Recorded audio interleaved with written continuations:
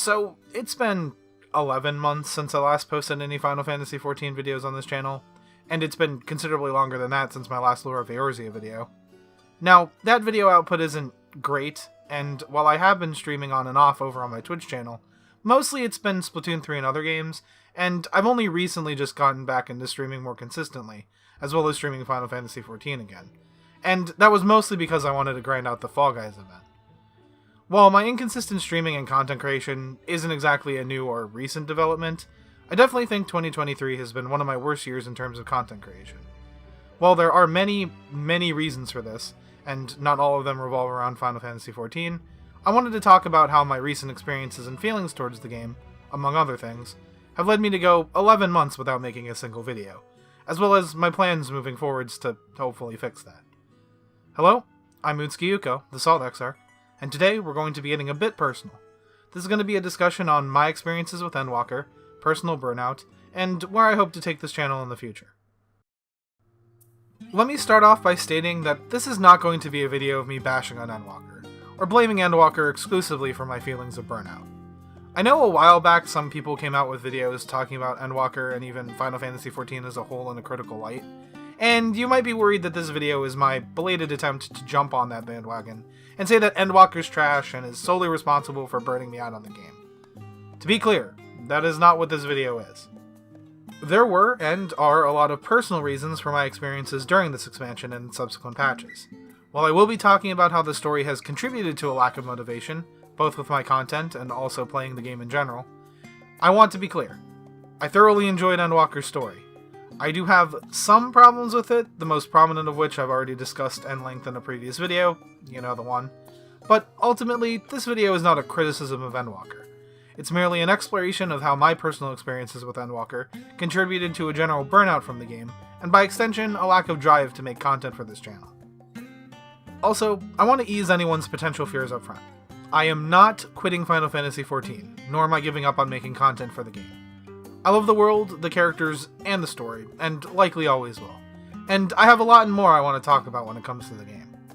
I'll discuss more on what my future plans for the channel are later, but I don't want anyone worrying that this is me announcing that I'm giving up on making Final Fantasy XIV related content.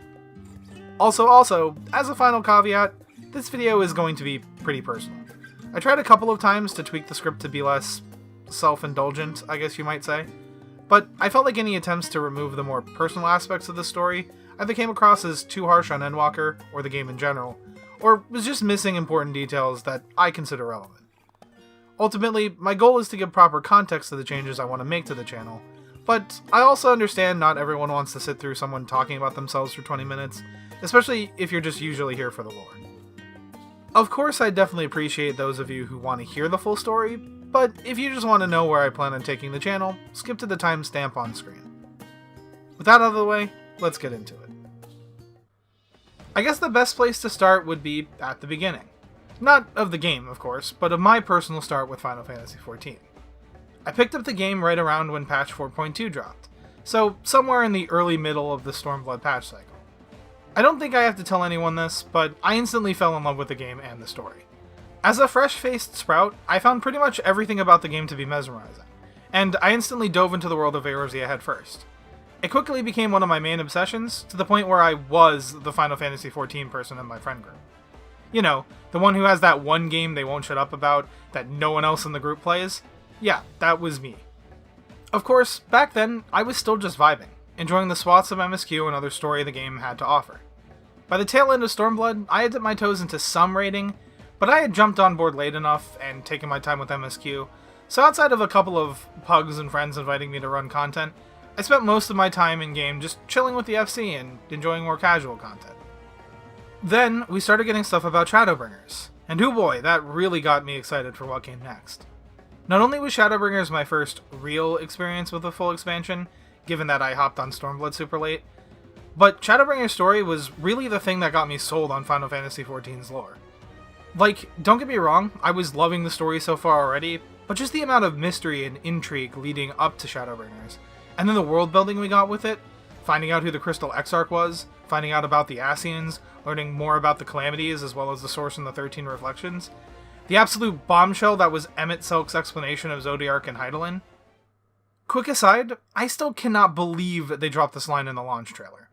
They are gods after a fashion, yes. The eldest and most powerful of primals. Like, this was one of the first things we got for Shadowbringers. Imagine, without the context we have from Shadowbringers, hearing that for the first time. Anyway, the lore was in full force, and so was my enthusiasm about Final Fantasy XIV. Like, hell, I named my channel after the Crystal Exarch because it was Shadowbringers that solidified my absolute love of this game's world and story. I was hooked. But, of course, this game's story alone was hardly the only reason I fell in love with Final Fantasy XIV. In the first place, once I caught up with the MSQ, I'd have to wait for the next patch for anything new to be added to it. Definitely not something that would keep me logging back in regularly. And unlike back in Stormblood, where I was definitely stuck playing catch-up with the MSQ, I played Shadowbringers on release, and was ready to jump into endgame content. Post-Shadowbringers and the patch cycle was really where my Final Fantasy XIV experience as a whole took off. I started my channel, I started Savage raiding on the regular, I had an active FC I could hang out with, and on top of all that, there was the pandemic, and staying home all day basically became the norm.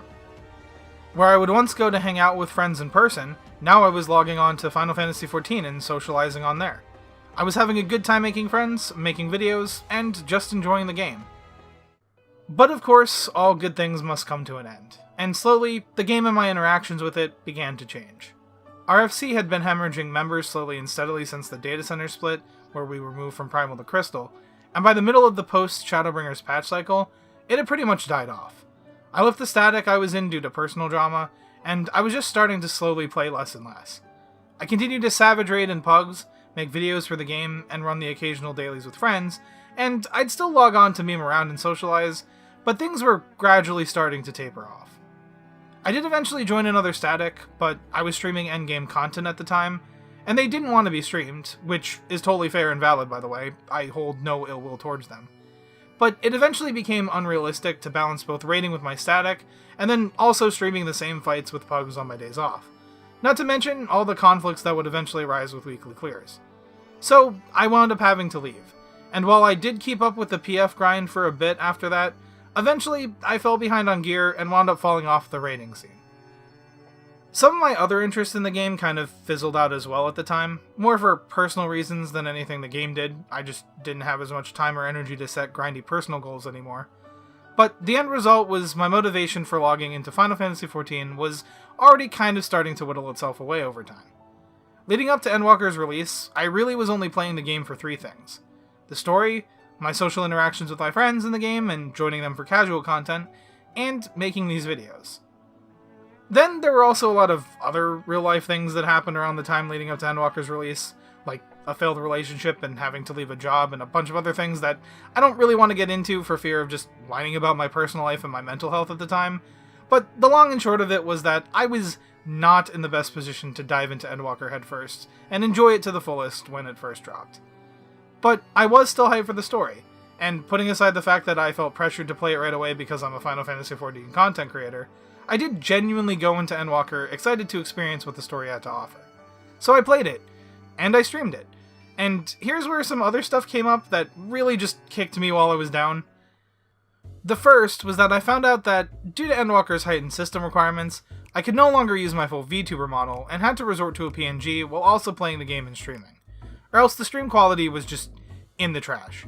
Considering I had made becoming a VTuber a big part of my goals as a streamer, and I had worked hard on making my first model, as jank as it looks now, yes, I know, not being able to properly use it on my main game I was streaming at the time just really hit me hard on top of everything else that was going on. A little later on, with the help of my amazing friend Crystal, who generously gifted me a spare graphics card that they had that was an upgrade from my old one, I was able to fix the issue, and that's why I'm able to stream as a VTuber today. But in the moment, I really thought that I wouldn't be able to use my model while streaming Final Fantasy XIV for the foreseeable future, and it really got me down. The problems didn't end there. After I finished streaming Endwalker, when grabbing the VODs to document my Endwalker experience, the 7th VOD in the series, which I think had some of the best of Endwalker in it, became corrupted when I downloaded it from Twitch. Of course, my dumbass just trusted the VOD was fine, and by the time I actually opened the video and found out, It had already been over 2 weeks, and I couldn't re-download it directly from Twitch anymore. I tried a couple of other things to repair the video, but nothing worked, and so I was left with an 8-part stream series where the 7th part was just missing and I couldn't do anything about it. My original plan for downloading the VODs was to upload them all on this channel. In fact, the first 6 parts are up on this channel right now. I was also going to edit them down to do highlights of my favorite moments, so people would have a more digestible form than 8 stream-length videos to sift through. However, once I realized that I had done the digital equivalent of misplacing the 3rd disc in a 4-disc complete season DVD set, my motivation to even upload the original VODs just tanked. Which is ironic, because in my laziness and lethargy to even upload the final VODs I did have, I also managed to lose the 8th VOD to file transfer shenanigans. I was positive I saved it, but I just couldn't find it anywhere on my SSD, or either my internal or external hard drives after I moved stuff around.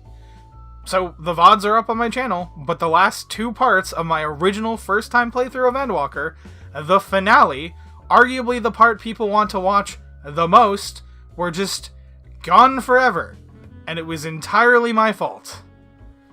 So, on a personal, behind-the-scenes level, I was not having a good time. And while Endwalker and its story definitely isn't to blame for any of this, the fact that it happened all right around Endwalker's release definitely didn't help. But Endwalker's story was great. I enjoyed most of it. I do have some critiques, like how Garlemald was kind of underwhelming after being built up for years, and Ultimate Duel's story kind of fumbling the ball, though I have talked extensively about that in another video, so I won't rehash that here. But for the most part, it was a really solid conclusion to the major overarching storyline set up by Final Fantasy XIV as a whole. However, I think that's also part of the problem. Well, problem is the wrong word, but as mentioned, experiencing the story was one of the few motivations for me playing Final Fantasy XIV at that point.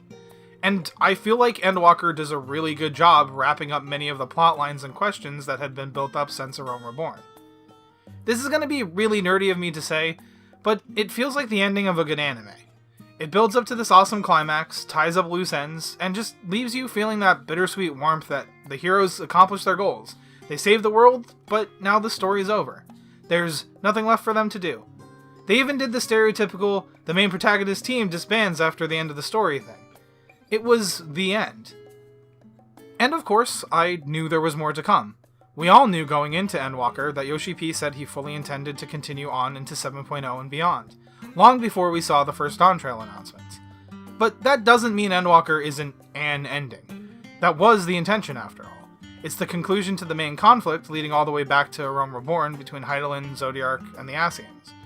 We now know the context of that conflict, and have seen it to its conclusion. We basically just saved the universe from becoming a lifeless void. Even though we know the story is continuing, it's going to take a lot to build up the stakes anywhere close to that level again. And good, it should. Diving right back into something that dramatic and dark without so much as a breather would be a terrible mistake story-wise. I do like the concept of Dawn Trail being this more lax summer vacation where we get back to our roots as an adventurer. But at the same time, because it's so relaxed and disconnected from the story so far, and because it's a breather meant to give the players in story some space before throwing them back into the deep end at some point, there's not much to latch onto. Now, I am in no way saying that I don't have questions about Tural, or that it isn't interesting and captivating from a world-building perspective, and I'm sure there's going to be a compelling story that unravels when we eventually get there in Dawn Trail, especially with the plans for the Signs to split up and back different factions in Turtle's conflict. But, unlike with previous expansions, there's not a lot of pre-established lore that really captures my intrigue that I can speculate on, and there aren't a lot of high stakes going into the new story. By the very nature of Endwalker having been such a satisfying ending, the story kind of has to start over with the build-up.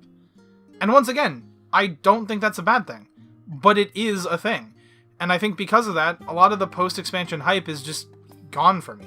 Don't get me wrong, I did enjoy the little mini-arc with traveling to the Void and the conflict with Golbez, but I think its impact was definitely diminished knowing that it had to be short and resolved quickly to fit in with the post-expansion patch cycle.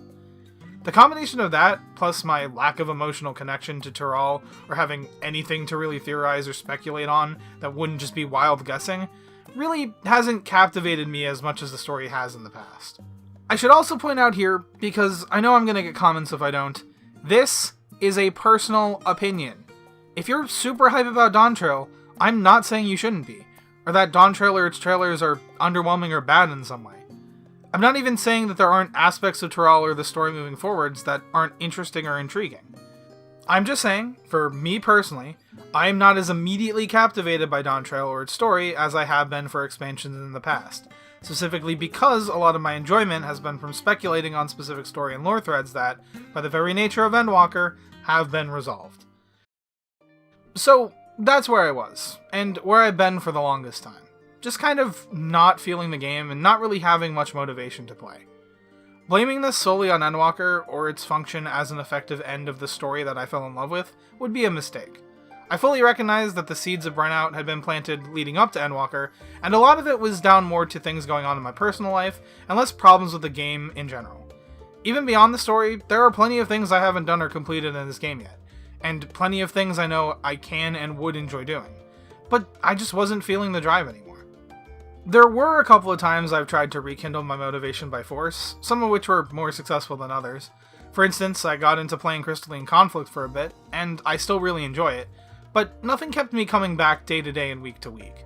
In the end, I just felt burnt out on the game, and that made focusing on this channel hard in return. It's not like I don't have ideas for more lore discussion videos, but I just lacked the motivation to sit down and write a script for a game that I wasn't really playing anymore. I was honestly starting to wonder if that was it. If my drive and lore of Final Fantasy XIV would fizzle out there. Less due to the game itself and more due to my own personal struggles, feelings, and experiences with it. But, of course, I didn't choose to build my channel around Final Fantasy XIV on a whim. I didn't initially name myself the Soldax on the internet just because I sort of liked the game for a bit. I didn't base my VTuber model on my Makote just because I didn't have any other ideas. I didn't buy $50 worth of Y'shtola scented candles because I'm normal about her or the other characters in this game, damn it. But, anyway, my point is, Final Fantasy XIV's world and lore have totally captivated me, and I don't think I'm ever going to stop loving this game or talking about its story. And lately, the drive to play the game again has definitely returned as well. Maybe I just needed a break, maybe it just took time for me to put my personal experiences behind me, or maybe seeing all the stuff about Dawn Trail really does have me excited and it's just taking a bit to set in. Either way, I felt more motivated than I have in a while to once again dive back into making Final Fantasy XIV videos. So I guess this video is a way of saying, I'm back, but also to give you guys context for what's been going on behind the scenes with me, at least regarding this game. And here's where I want to talk about the future of this channel moving forwards. Hello to anyone who skipped right here from the intro. As I just mentioned, I will keep making Final Fantasy XIV content on this channel. However, I do plan on changing up a couple of things about my videos. For starters, I will probably shift more towards story and character discussions rather than lore overviews. I realize the distinction between the two might not be obvious just by me saying that, so let me explain. When I make a Lore of Eorzea video, what I try to do is discuss all the relevant points on that subject, or at least as much as I can reasonably fit into an easily digestible video. A story or character discussion, on the other hand, is what it sounds like, a discussion about a particular part of the story or character. Instead of going into all the backstory and lore, I just focus on what aspects are relevant to what's being discussed. As an example, my video on G'raha Tia was centered more around the topic of why he's almost unanimously adored by the player base, which, as an aside, was definitely more true when I made that video than it is today. Recently, I've heard more mixed feelings now that we've seen more of post-Crystal XR G'raha, but me and a lot of people still love our boy. Anyway, if I were to write a proper lore video on him, I would talk more about his history in Charlian, like how he became an Archon and how he joined the Sons of Saint Koinak, as well as his role in the story, and any additional facts or lore tidbits about stuff like his time in the First. There's value in both, and I'm not saying I won't do lore videos on events or characters I've discussed, but I feel like talking more about specific aspects of the story and characters, rather than overviews going into every detail, is always more interesting to me, and definitely more to my personal strengths. Once again, that doesn't mean I won't be making lore videos anymore, but definitely expect the focus to shift more towards casual discussions of the story. In addition to shifting my Final Fantasy XIV content away from mostly lore videos and incorporating more story discussions, I also want to say that part of what I want to do with this channel in the future is shift away from solely doing Final Fantasy XIV content. One of the big things I struggled with during my burnout was that, while I didn't have motivation to make Final Fantasy XIV videos, I still wanted to make content. But I also kind of felt boxed in by the expectation that this is a Final Fantasy XIV channel, you can't make other content. And also knowing that if I came back after a long break with a totally out of left field video and didn't say anything about it, then people might get the impression that I was straight up giving up on Final Fantasy XIV. I debated making a second channel, well, technically a third channel if you include my much neglected ASMR channel, though I've been wanting to do more with that too. But I knew if I did, I'd just struggle to post consistently on both, and I didn't want to set myself up for that inevitable failure. So, moving forwards, officially, this channel is no longer exclusively a Final Fantasy XIV content channel. If I want to talk about other games, or anime, or story writing in general, I'm going to. I will be clearly noting whether a video I post is Final Fantasy XIV related or not, and I realize that a lot of you are strictly subscribed because of my Final Fantasy XIV content, so if you're just here for that and not interested in the other stuff, that's cool. I don't want to lock myself into anything by giving an expected ratio of how much of my content will remain Final Fantasy XIV related versus what won't, but honestly, I probably will mostly stick to Final Fantasy XIV stuff. I already have plenty of future video ideas, and I've been itching to say a few things story-wise, so definitely stay tuned for that. Also, remember how I said I got back into streaming Final Fantasy XIV mostly for the Fall Guys event? Well, I did that to grind out the title, and I streamed practically the whole process and properly saved the VODs this time. So I definitely plan on making a video documenting that whole experience very soon. Anyway, this was a long-winded, potentially self-indulgent update video to basically just say, I'm back, I'm gonna be changing up the way I do things on this channel a little, and adding a bit more variety to the types of videos I make, but I still love Final Fantasy XIV and its story, and I'm definitely not done making Final Fantasy XIV content anytime soon. I didn't intend for this video to take so long to make and drop right at the start of the new year, but I guess it is appropriate since things are going to be a bit different moving forwards. I hope to make this year way better than the last in terms of my content output and things in general, so thank you for everyone who has supported me so far, and thanks to everyone who will continue to support me into 2024. With that being said, I'm going to end the video right here. This is usually where I'd give you guys updates on my future plans, but since this whole video was basically a longer version of that, yeah, don't have much else to say. I will quickly plug my other stuff, like I mentioned streaming, which I do over on twitch.tv/solidexarch on Thursdays, Saturdays, and or Sundays at roughly 9 PM EST, although sometimes I'm late, as well as my ASMR channel, which, as mentioned, I also want to start uploading more on if you're interested in that. I was going to do my normal sign-off, but it really didn't fit in with the video, so just be sure to leave a like and maybe comment something silly to help the engagement. If this is your first video here, sorry that you just listened to me talk about myself for 20 minutes, but if you're interested in the future of this channel, be sure to subscribe.